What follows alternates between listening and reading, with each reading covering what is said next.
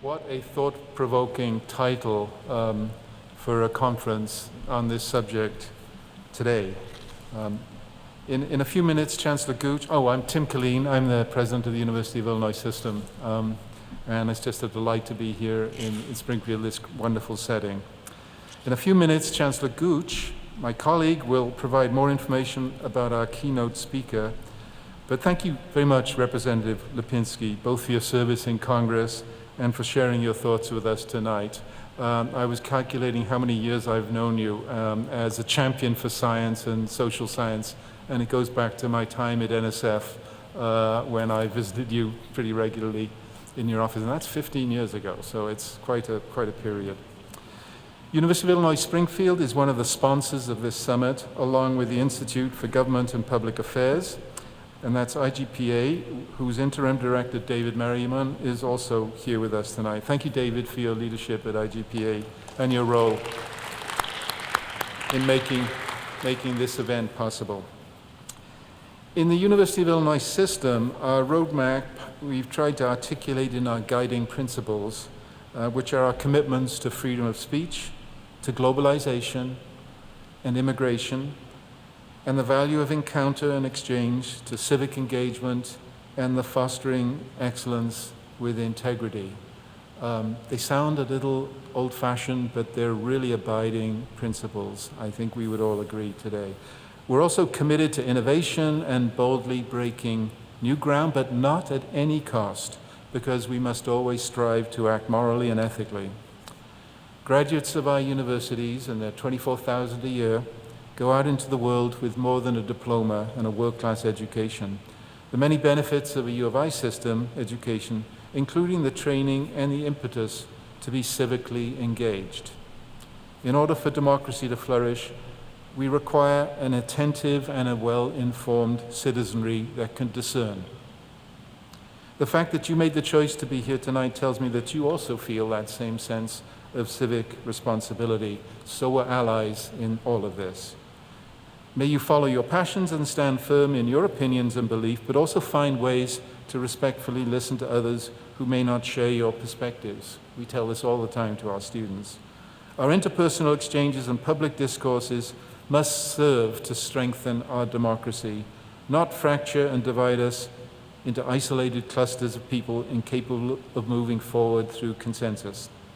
We have so much to gain, so much potential to work towards common goals, and so many unmet challenges.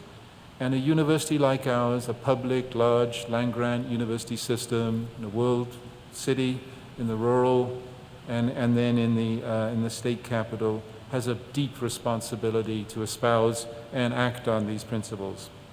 In a functioning university environment, our community members are open to other ideas. They learn and grow from the opportunity to meet people from a wide variety of backgrounds, and we embrace and welcome our students and our faculty and our staff from all kinds of backgrounds and places. We are strengthened by that diversity, we embrace it, and we live up to it on our campus communities, even at times of great international strife, concern, deep anxiety that we're living through in these days. And now it's my honor and pleasure to hand off to a true champion for students and a fervent believer in the U of I system's role in strengthening our democracy, Chancellor Gooch. Thank you for hosting this wonderful evening.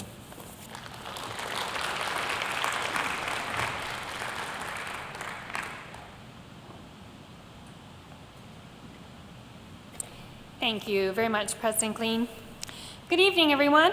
On behalf of the students, faculty, and staff at the University of Illinois Springfield, we are so pleased to be a co-sponsor of tonight's programming and the inaugural Democracy and Polarization Summit. As Illinois' capital city university, UIS has a rich and proud tradition of educating public servants and leaders with a dedication to advancing the public good. Through teaching, scholarship, and service, we strive to inform public policy, train future leaders, and improve our community. UIS has an historic commitment to civic engagement and public service, and we are all well positioned to elevate that commitment to positively influence the issues that shape and challenge our region, nation, and our world. We believe in the power of an informed and inclusive voice, and it is imperative to us that as a community, we are all equipped to solve the major problems facing the world, transforming and improving the lives of our citizens who will ultimately build a better future for all. The topic of political polarization is certainly considered among today's major challenges, and our speaker tonight has established himself as an advocate for drawing attention to the obstacles that partisanship and polarization create for our political system. Congressman Daniel Lipinski is a former assistant professor who later spent 16 years in the U.S. House of Representatives. He has written numerous articles, recorded videos, and published a forthcoming book on the need to mend the dangerous political divide in our country. His career reflects a commitment to and belief that collaboration across party lines can lead to meaningful change, and that a bridge between opposing views can be built to strengthen our democratic foundations and advance our great nation. Congressman Lipinski's message tonight surely will inspire and challenge us to think about our own roles in being part of the solution for today's most pressing issues. It is my honor to welcome Congressman Lipinski to the podium.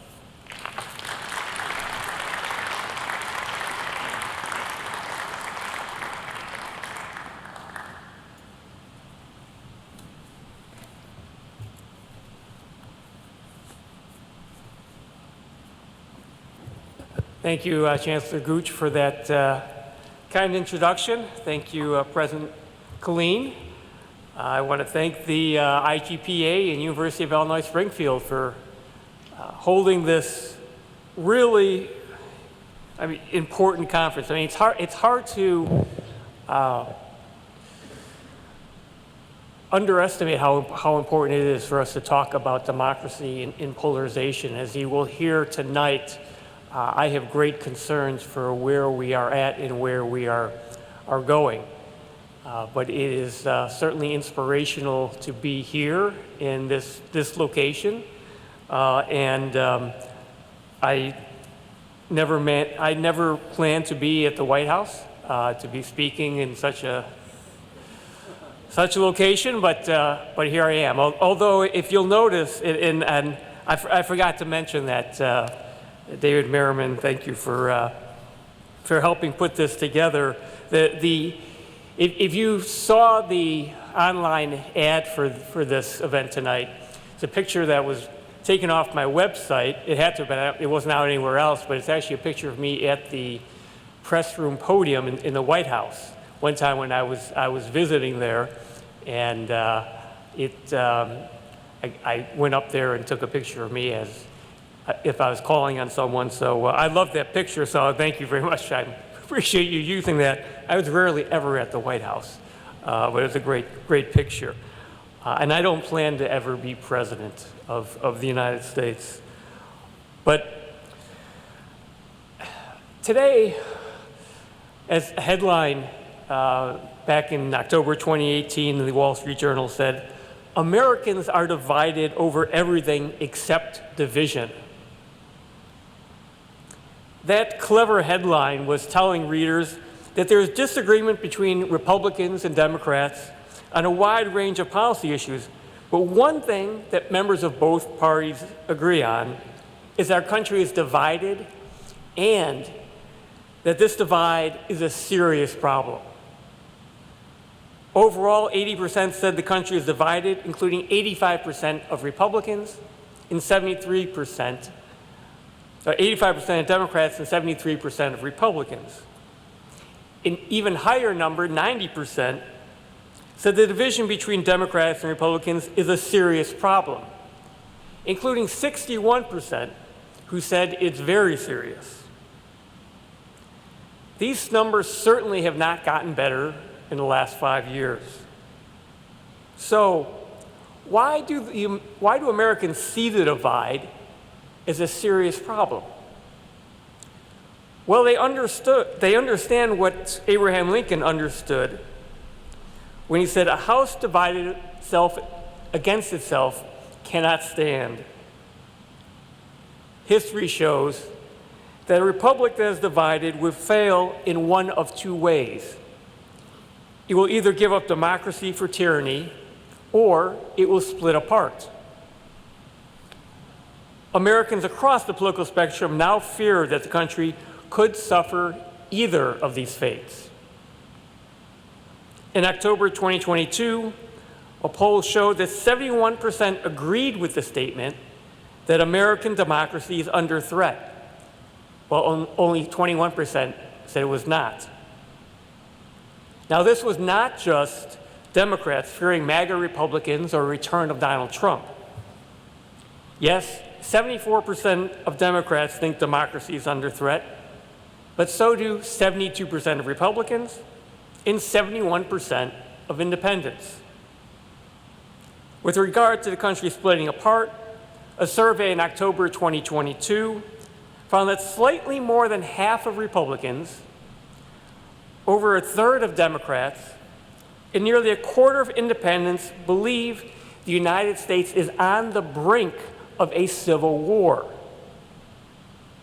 In fact, according to a March 2023 poll, 1 in 5 Americans say that they favor a national divorce, with Republican-leaning states and Democratic-leaning states separating. Presumably, at least some of them need to come here for a visit so they can learn what happened last time such a national divorce was attempted. So, are Americans correct in their fears that a republic is in danger of failing? Well, from a very early age, I've spent my life in, around, studying, and teaching American politics. This included serving 16 years in Congress until working to bridge the divide rather than adding to depolarization helped lead to my defeat. These experiences have given me an intimate understanding of the deleterious nature of the divide. And they have also led me to conclude that those who fear for our republic are correct. So why is the Democrat-Republican divide so dangerous today? After all, we've been split into these same two political parties, battling each other in election after election for about 160 years. Well, it's because there's been a significant change in the ideological makeup of the two major parties, and at the same time, an elemental transformation in the way many Americans view their partisan affiliation. Traditionally, American political parties were vehicles used by candidates to reach office and by office holders to organize policy-making coalitions. They also made decision-making in elections easier for voters. The parties were Big Tent inclusive parties, united on a few big issues, but encompassing a diversity of views on others. Now, however, both major parties have become more narrow and ideologically extreme, with policy positions and beliefs on a wide variety of topics. These make up the party's unofficial but de facto party platform. They're not written down anywhere, but it would be relatively easy for each of us, probably, if we went around this room, to name what these de facto platforms are for our two major parties. How Americans see their partisan identity has also transformed. Partisanship is now rooted in many people's social identity. For many, it is now the identity they are most loyal to, more than their family or religion. This loyalty can have a great impact not only on their policy position, but on how they see themselves in the world. De facto party platforms are treated as dogma. And research has shown that party identity is now so powerful with some people that it can not only determine or change their policy preferences, but also change their self-identified religion, class, or sexual orientation. It's quite remarkable. And we're inundated now every day with messages that tell us that everyone must choose to join a team, Democrat or Republican. Social media algorithms are designed in a way that encourages sticking with one or the other. And once we make our choice, we are told that we must conform ourselves to every belief of the party or risk banishment from the group as a heretic. Even worse, these two groups are held together more by contempt for those on the other side than by anything positive. This makes our divide sectarian, with sectarian partisans treating their party as a fundamentalist pseudo-religion, requiring a 100% commitment to party dogma and certain party leaders, along with a strong sense of maintaining purity and distinction from the other. Now, I want to be clear, I'm not saying that everyone who votes for or affiliates with the Democratic or Republican parties is a sectarian partisan. The problem is that more and more Americans are becoming sectarian partisans, and so many party leaders and activists act as sectarians, whether they believe in it or just see it as a potent weapon. Because sectarian partisans see the other side as villainous, if not evil, they seek to destroy them instead of engaging in the process of politics, the process in which the conciliation of rival interests is sought through debate and compromise. This is not politics, it is warfare. Democracy does not work with sectarian partisanship, especially the republic set up in our Constitution. The framers of the Constitution understood that the same two threats we now fear, tyranny and dissolution, will always be the internal threats that our republic faces.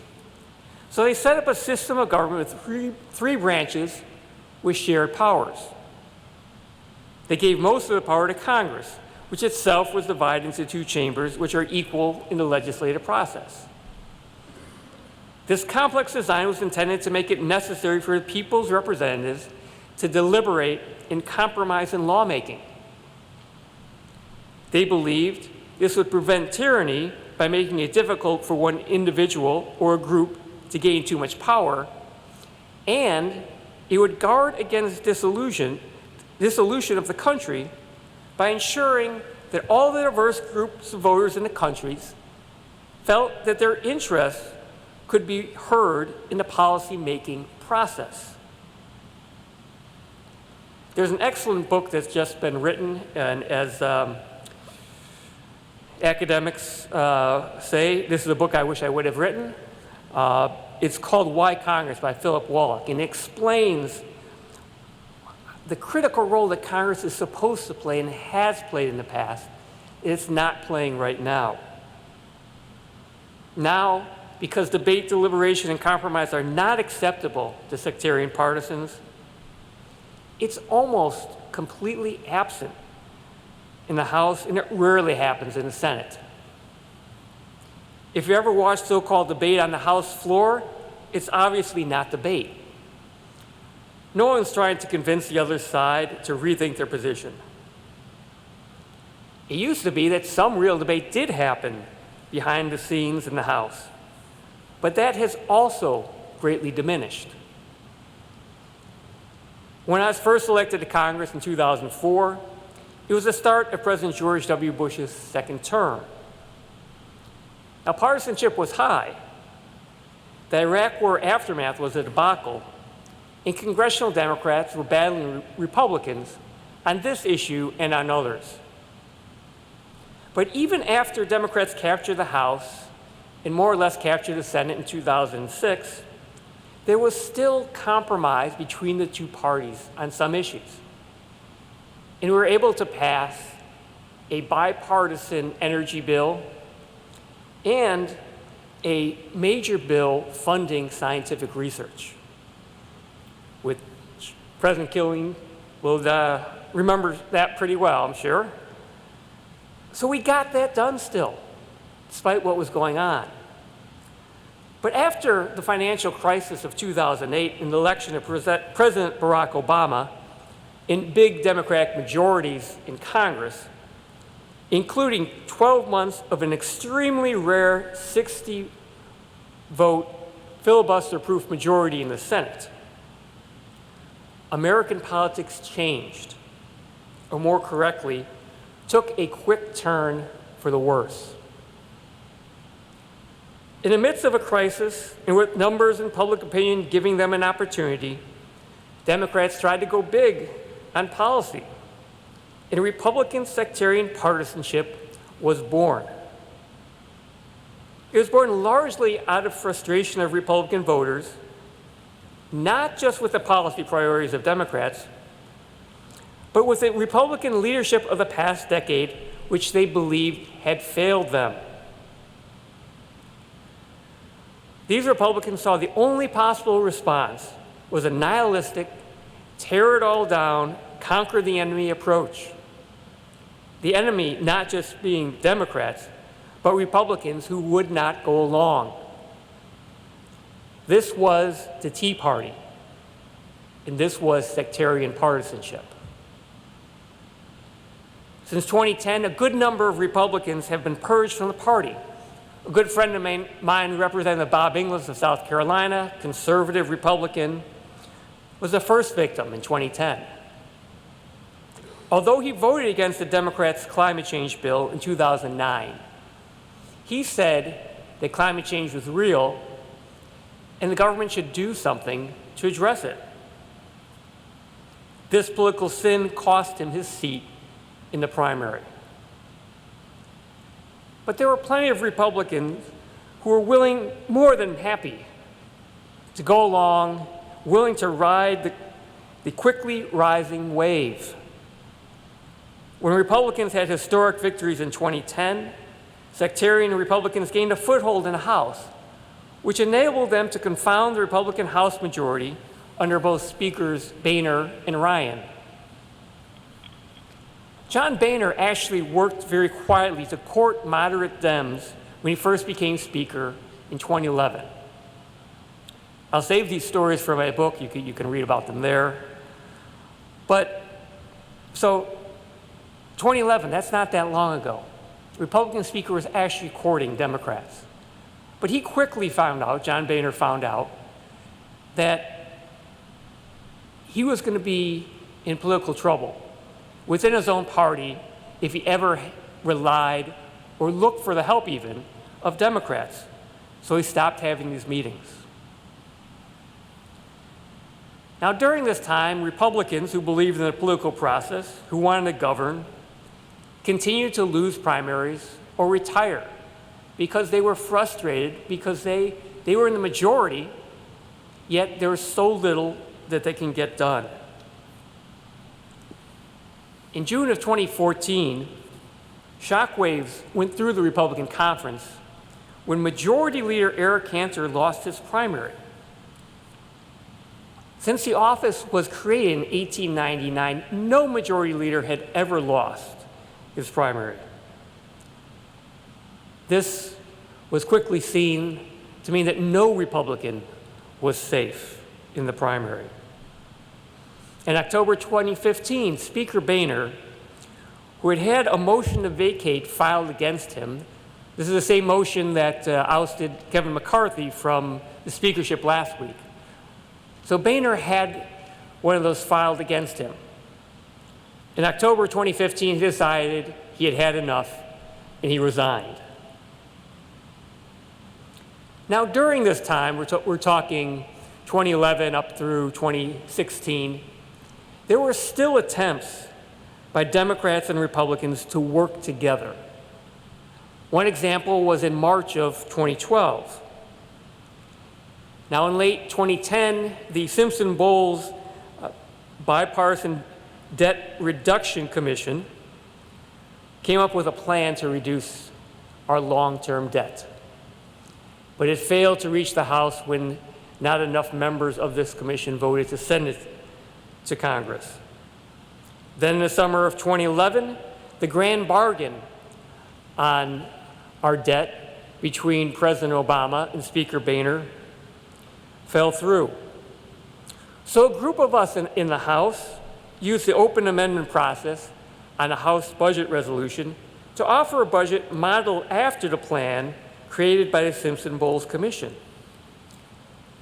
We knew it wouldn't pass, but we were hoping to have a good bipartisan show on it.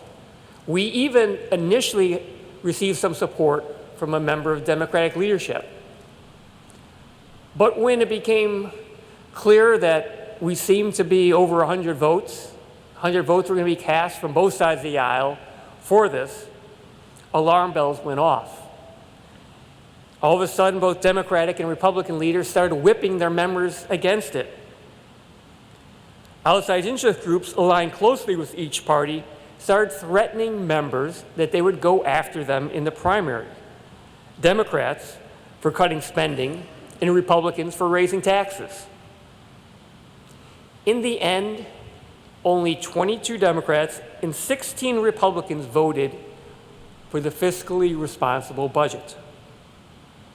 USA Today wrote an editorial and called us the Brave 38. Today, for a few reasons, I highly doubt there would even be that many members of the House who would vote for something like this. Now, the most important reason that this would never happen is another shock to the system that came in 2016 with the election of Donald Trump as president. Immediately, activist Democrats turned into sectarian partisans with a speed that eclipsed Republicans' reaction to President Obama, with a fury which was at least as strong. Perhaps that was because Trump was such a divisive figure, or because of the impact of social media and other factors. I'll let all of you judge the appropriateness for yourselves. But by January 2017, full-scale sectarian partisanship on both sides took over the system. Democratic activists seemed to decide that the election of Trump happened because Democrats had not been progressive enough in their policies and had not screamed loudly enough. Progressives began to go after moderate Democrats to root them out of the party. For those of you who don't know, after getting 87% of the vote in the Democratic primary in 2012, not having an opponent in the Democratic primary in 14 and 16, I had a very well-financed opponent, more than $3 million against me in 2018, and I narrowly won the primary.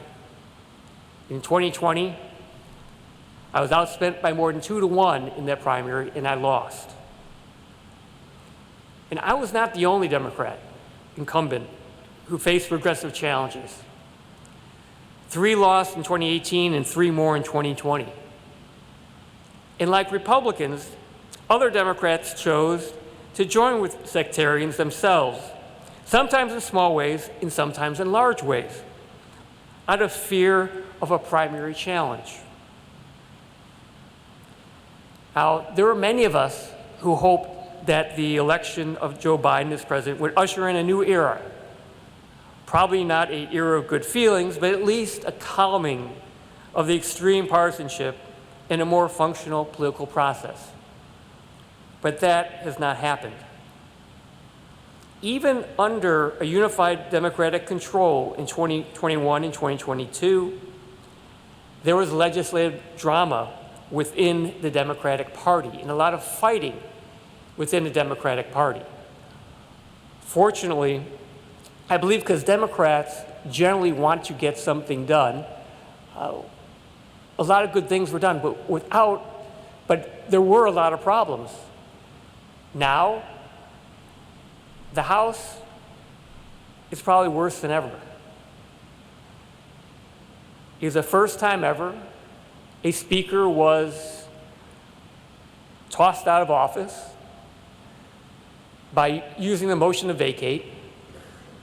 And this motion has been around since the beginning of Congress. And the fault mostly lies, of course, with that group of nihilist Republicans, the 8 Republicans who voted to oust McCarthy. But I believe Democrats are not wholly blameless. Speaker McCarthy has done many objectionable things, but he had just done something courageous and responsible, something the Democrats were calling for. He defied many in his own party so that the government would not shut down. But Democrats still joined in punishing him because that is what sectarian partisans do. This only further discourages responsible actions by Republican speakers. Even former Speaker Pelosi had told Republican speakers in the past that she wouldn't do this when she was Democratic leader. So I think the House has really deteriorated with sectarian partisans. Since 2010, almost every major law passed has been solely the product of the Senate. The bill that solved the New Year's crisis of 2012, the agreement that ended the 2013 shutdown, the Republican tax cut bill of 2017, the bipartisan infrastructure bill that became law in 2021, the Inflation Reduction Act in 2022, all came out of the Senate with either no or extremely little input from the House. That's because the House rarely ever passes a bill on a major issue that is not completely partisan or too extreme for the Senate. The Senate is a little more immune to the pressures of sectarian partisanship, and the filibuster usually requires bipartisan support for the Senate to pass anything. But even on these pieces of legislation, such as the bipartisan infrastructure bill in 2021, the Senate was dysfunctional. Debate, deliberation, and compromise were not done in the committees of jurisdiction or on the floor. It was a small, select group of 5 Democrats and 5 Republicans who got together and wrote that bill. And that was the bill the Senate passed without any changes and the House passed. This is not how Congress is supposed to work. Now, what's most common, since we have divided government over the last 4 decades, it's been 75% of the time we have divided government, gridlock most often happens. I'm sure all of you can name issues that our country has failed to address because of this gridlock. What often happens during gridlock is that presidents, Democrats and Republicans, step in to fill the vacuum, often acting beyond their constitutional power. I think every president in this century has had one or more of their policies struck down by the Supreme Court. But Congress is supposed to be the first line of defense against presidents overstepping their constitutional authority. But it does not do this because so many members of Congress see a higher obligation to their political party and its policy agenda than to their own institution or the country and its laws. So it's only when there's a president of the other party in office that a majority in the House or Senate pushes back against presidential overreach and conducts oversight and investigations. Oftentimes, these investigations have flimsy justification. Americans see this, so they have come not to trust Congress as a check on the president. Most significantly, the paramount check on imperial presidents, the impeachment and removal process, is now seen as merely a partisan ploy.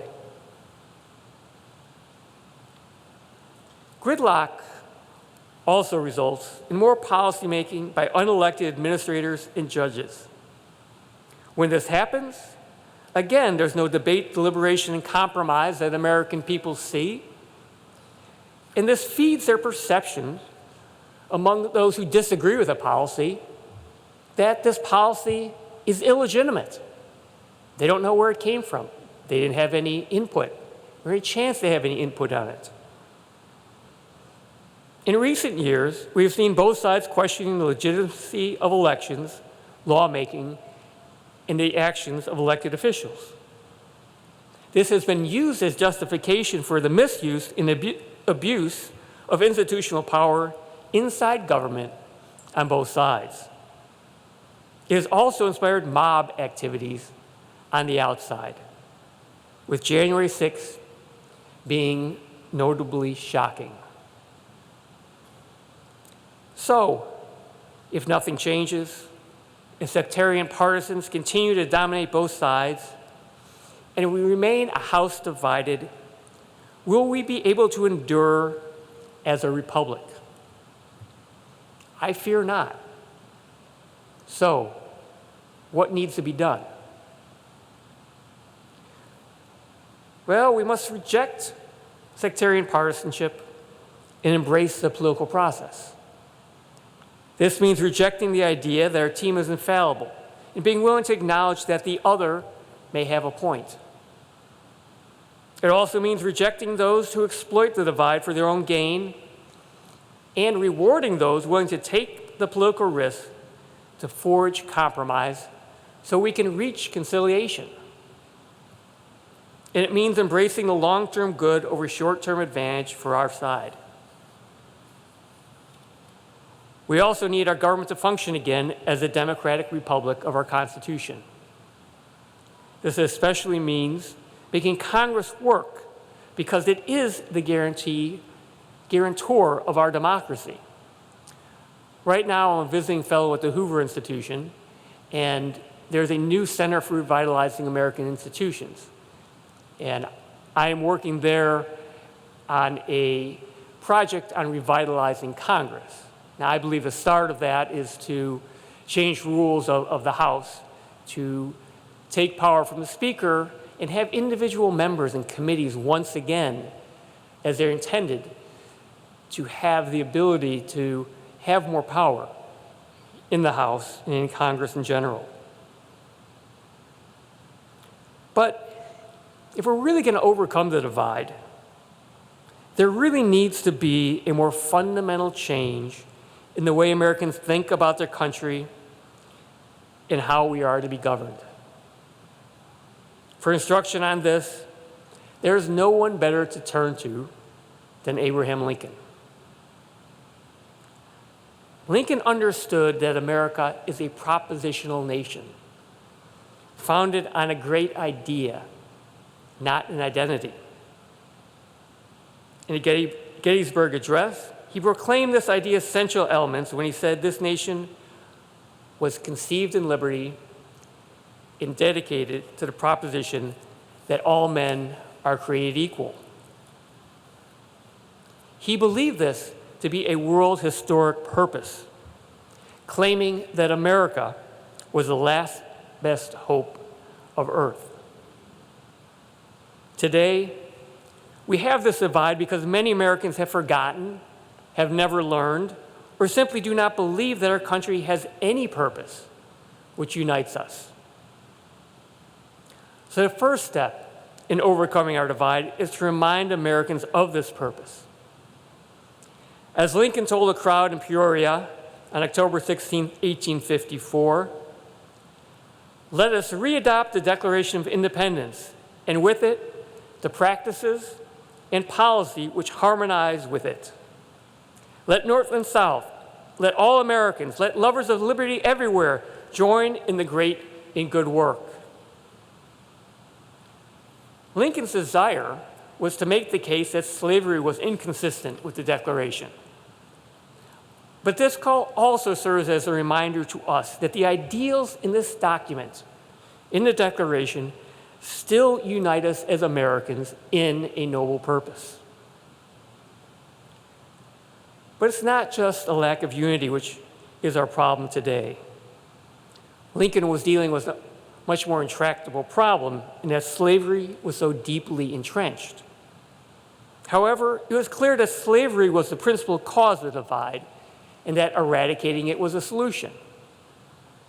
Today, even if Americans are brought back together in an understanding of a common purpose, it may not be enough because we seem to have lost agreement on how we will govern ourselves so we can live together in freedom despite our great diversity.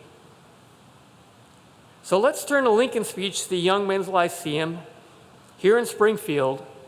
It's almost a quarter century before the Civil War.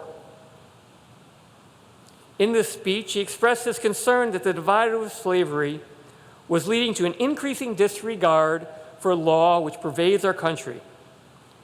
And this could ultimately destroy America. To counter the threat, Lincoln instructed these young men thusly: as the patriots of '76 did to support the Declaration of Independence, so to the support of the Constitution and laws, let every American pledge his life, his property, and his sacred honor. Now, taken together, Lincoln's calls to Americans to readopt the Declaration and to pledge life, liberty, and honor to support the Constitution are what must be heard and heeded today. This, a renewal of civic patriotism, is what we need to overcome the divide. So, as I conclude, I just want to leave with something Lincoln said near the beginning of that Lyceum speech, because he was also speaking to us today. We find ourselves in the peaceful possession of the fairest portion of the earth as regards extent of territory, fertility of soil, and salubrity of climate. We find ourselves under the government of a system of political institutions conducing more essentially to the ends of civil and religious liberty than any of which the history of former times tells us. We, when mounting this stage of existence, found ourselves the legal inheritors of these fundamental blessings. We toiled not in acquirement or establishment of them. They are a legacy bequeathed us by a once hardy, brave, and patriotic, but now lamented and departed race of ancestors. Theirs was the task, and nobly they performed it, to possess themselves, and through themselves, us, of this goodly land, and to uprear upon its hills and its valleys a political edifice of liberty and equal rights. 'Tis ours only to transmit these to the latest generation that fate shall permit the world to know. This task of gratitude to our fathers, justice to ourselves, duty to posterity, and love for our species in general, all imperatively require us faithfully to perform. I believe all of us here are especially called to this crucial task. So let us strive to perform to the heights of Lincoln so that we together can save our republic. Thank you.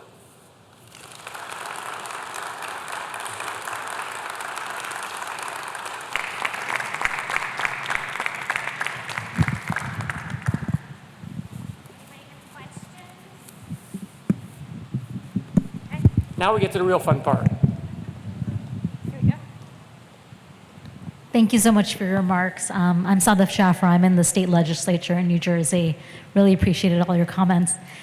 I was wondering what your thoughts were of the increasing expense in campaigns and how that might fuel this sectarian partisanship because it helps in fundraising.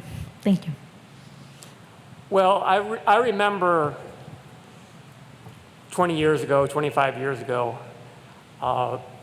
so much talk about we need to get rid of the dominance of big money in politics. We need to bring in small dollar donors, because it'd be great for more people to be involved, not just those with $20,000 to give, but those who have $20 to give. And that somehow this would solve the problem. It'd make campaign finance more democratic. Unfortunately,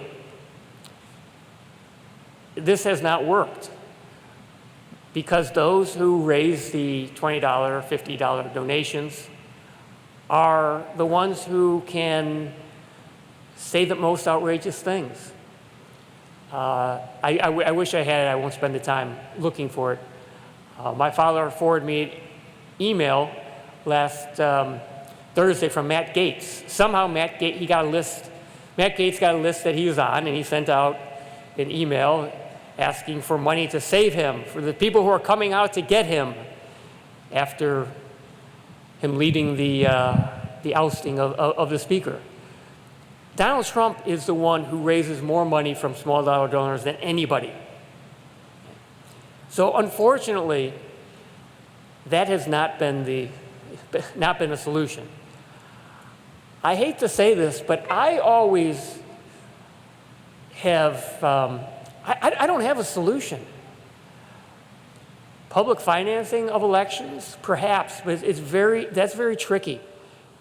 I'm not opposed to that, but how it's done is trickier. Who's going to receive the funding? I'm not someone who says, our tax dollars shouldn't be going to funding campaigns.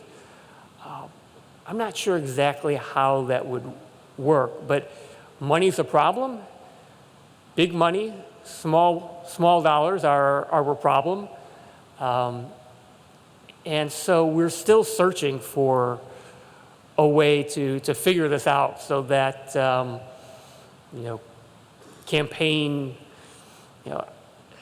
fundraising, the funding of campaigns is something that works for our democracy instead of against our democracy, and I'm afraid we have not found that yet. Yes. Right back there. Thank you. Laurel Harbour-Jung from Northwestern University. Thank you so much for your comments tonight. So I was picking up on some of the things that you said about some of the challenges that come from primary elections and the way that has worked, particularly over the last decade or so. And I was curious what your thoughts are on the potential reforms there. Are you optimistic that any of the reforms toward either the top 2 or now the top 4 in Alaska, potentially the top 5 in Nevada, that those would make any difference? Is it really more about changing who participates in primaries, that it's broadening participation there and getting more moderates to participate? How do we change it? Or on the other hand, is it that legislators are actually just actually think primary voters are even worse than they are and cater to the extremists even within that? So I guess what are the prospects for change there? Well, I like the system that California has right now, where you don't have party primaries. Everybody runs in what they call the primary, the first round, then the top 2 go to the second round. There has not been any evidence so far that I've seen that this has made a significant difference in who winds up getting elected, or that you actually get more moderates elected. But I think that's a good way to go. Ranked choice voting. For those of you who don't know, they use ranked choice voting where you have to rank everyone. If there's 4 people running, everyone runs together in the first round. You rank them. There's 4 candidates. You rank them 1, 2, 3, 4, and then you have that's the only round, because you can have an instant runoff doing that. So I won't go through that. Let me just say this. So a very Republican state, Alaska, one of the people running for Congress in the special election and then in the general election was Sarah Palin, former VP, presidential candidate. I don't know the last time. I don't think Alaska never elected a Democrat, I don't think, to Congress. And a Democrat won because Sarah Palin was so unpopular among some Republicans that they were willing to put the Democrat in front of her. They put another Republican first, they put the Democrat second, they put Sarah Palin third, so the Democrat wound up winning that election. I think that worked out well. That worked out the way it was supposed to work. People just simply did not. Sarah Palin probably could have won a Republican primary, and then she probably would have, if that was the only choice that voters had, she may have won. Republicans may have said, I got to vote for Republican. So ranked choice voting, there's different voting systems. I think states should try them and see what we can get somehow to shake this up so that the primaries are not the election as they are in most seats for for Congress today. Congressman, thank you. Just any thoughts or observations about the viability of, let's say, a third-party system in some way, shape, or form? Is that a possible solution or answer? Maybe even a multi-party system? Just your thoughts about that. Because our first past the post system, where you don't have to get a majority, we're going to have two parties. I would like to see, and I know I've gotten a lot of pushback from this, I've been supportive of the No Labels organization trying to qualify for the ballot for president in all 50 states and District of Columbia with the plan of having someone run if it's the Republican is Donald Trump, the Democrat's Joe Biden. I've been supportive of that. I have said I'd love to see Joe Manchin run as that other candidate. It's very hard for any third party, but someone has to shake up the system. Ross Perot received 19% of the vote back in '92. He didn't win any electoral college votes, but he did have an impact at least on some of the things when Bill Clinton was elected president. Some of the things that Ross Perot talked about, Clinton wound up bringing in. And that's often what has happened with third parties in this country. But we need something to shake up the two parties. It's unfortunate. Both parties right now, I heard this the other day, I was like, yeah, well, that's right, and that's the way to talk about it. Both parties have lost every election for years. Neither has gotten over 50% of the vote. So there's neither party, though, but they both feel like, well, we don't really need to change because next election, if we lose this one, we can win the next one. And so it's a little bit too much complacency there, I think. So I think that's an issue. Someone needs to shake up the system. One more question. All right. Hi, Sean Theriault from the University of Texas. So you worked with these moderate Republicans when you were in Congress. Is there anything that the Republican Party leadership could do where they would just turn their back and form some type of coalition with the Democrats to form a working majority in the House? I wish that were possible.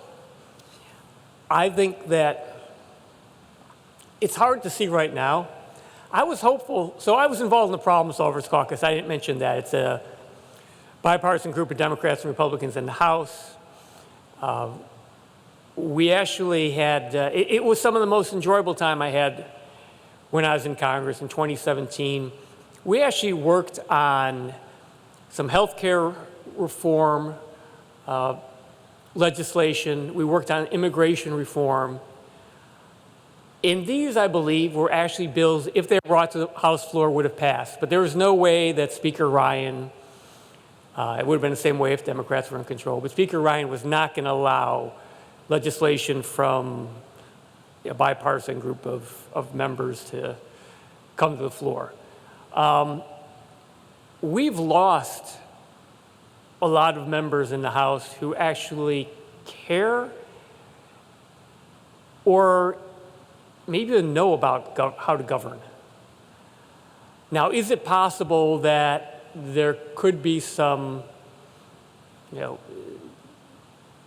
some kind of coalition government? I'd love to see it. I mean, I had tweeted this out or X'd it out, whatever it's called these days, that in terms of replacement for McCarthy, my dream would be that a group of Democrats, maybe the Democrats in the Problem Solvers Caucus, come over to the Republicans and say, hey, we'll support this moderate Republican as Speaker, and we'll vote for him on the floor, put him in, and that'll be the majority for that, to get a Speaker.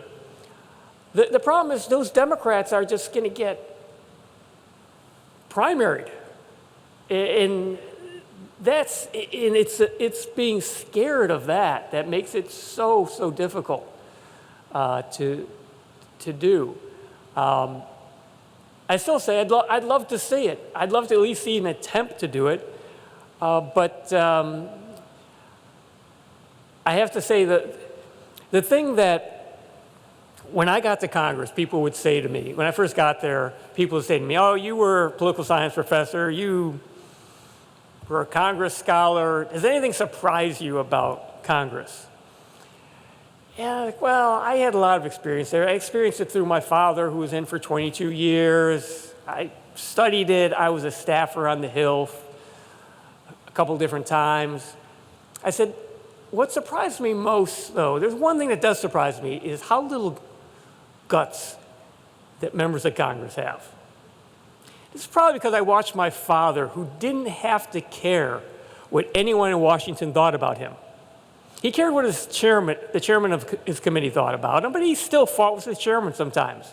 But that's politics. He didn't have to care what the speaker thought about him. He didn't have to care about interest groups in Washington. He had to care about his constituents. He had to care about a couple of local Democratic committeemen. He had to keep a good relationship with them. That's what he had to care about. So he felt that he could do what he thought was right to represent his constituents, what he thought was the right thing in general to do. Politics has changed so much since then. Even since when I came in, when I said members were afraid to go against the party, they're now scared to death to go against the party. They are so scared because they've seen their colleagues lose. They know what kind of money is out there.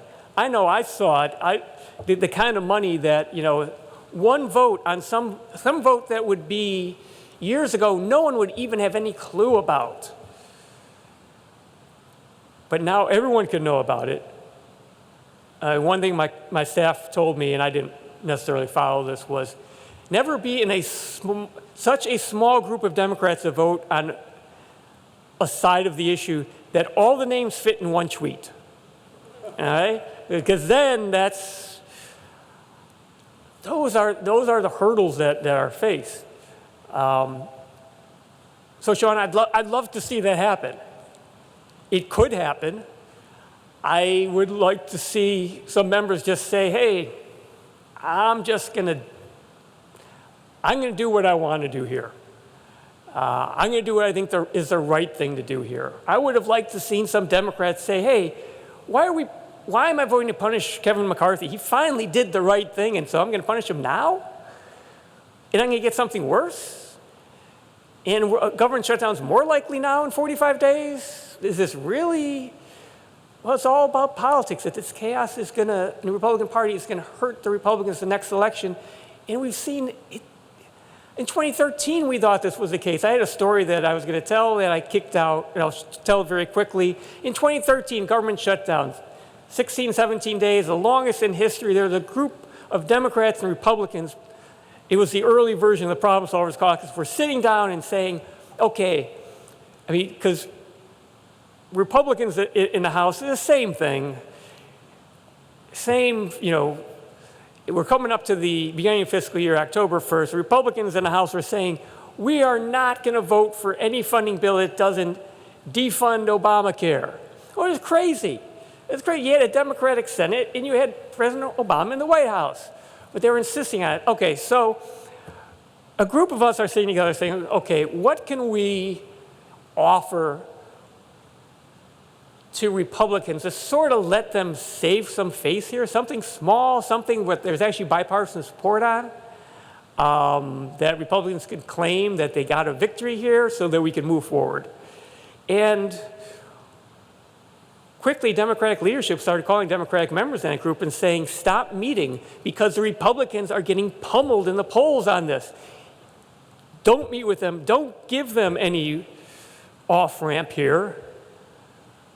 We can't do this politically because 2014, we're going to have a big victory. So what happens? Finally, the Republicans gave in, and immediately after the government reopens, everyone notices that the Affordable Care Act website, healthcare.gov, was completely messed up and wasn't working. And all of a sudden, everyone forgot about that 17-day shut down. 2014 election comes, Republicans pick up seats. But it's the idea today that this, we're going to cause, Democrats are going to cause even more chaos amongst Republicans. There's plenty of chaos already. We're going to win the next, help us win the next election. You know, again, it's just thinking politics first. It's all about the politics. And there's a place for politics.